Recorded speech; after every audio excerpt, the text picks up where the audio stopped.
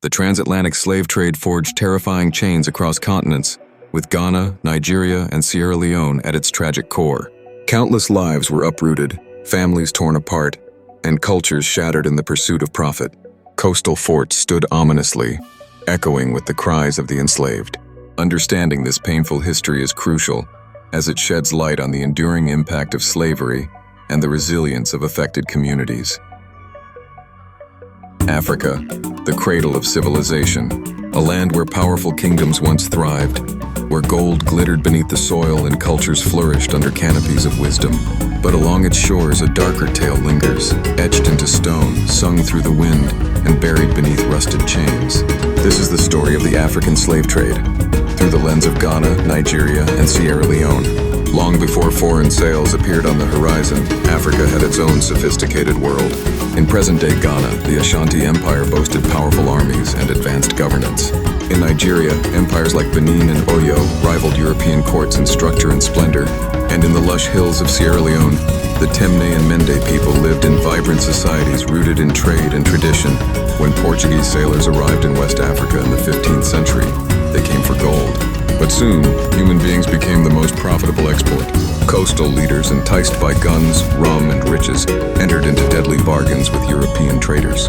In Ghana, the Elmina Castle became a hub of this commerce in flesh. In Nigeria, ports like Badagry and Calabar transformed into slave markets. And Sierra Leone's Bunce Island rose as a gateway to bondage. From these shores, millions were captured and crammed into ships. The Middle Passage, a journey through hell. Below deck, men, women, and children lay chained in their own waste, starved, whipped, and branded.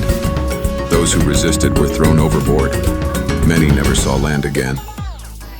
From the coast of Ghana, thousands vanished. From Nigeria's creeks, entire villages were emptied. And Sierra Leone, ironically named the Lion Mountains, became a land of stolen strength. But Africa did not surrender quietly. The Ashanti fought European encroachment fiercely. In Nigeria, Oba Ovonramwen of Benin refused to submit. And among the Sierra Leonean people, stories abound of warriors and mothers who resisted capture with the last breath in their lungs. Visuals, dramatic artistic renderings of resistance, historical recreations, oral history interviews with local elders.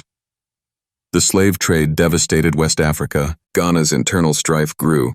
Nigeria's political systems fractured, and Sierra Leone was reshaped by returnees, the formerly enslaved who came back, only to settle in lands forever altered.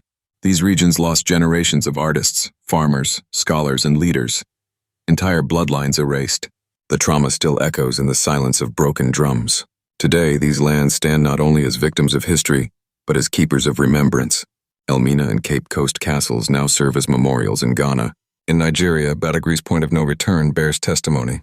And in Sierra Leone, the Bunce Island ruins call for truth and healing. The descendants of the enslaved, from the Caribbean to Brazil to the United States, still trace their roots to these shores. We cannot undo the past, but we can learn. We can remember, and we can honor the millions whose names we may never know, but whose stories must never be forgotten.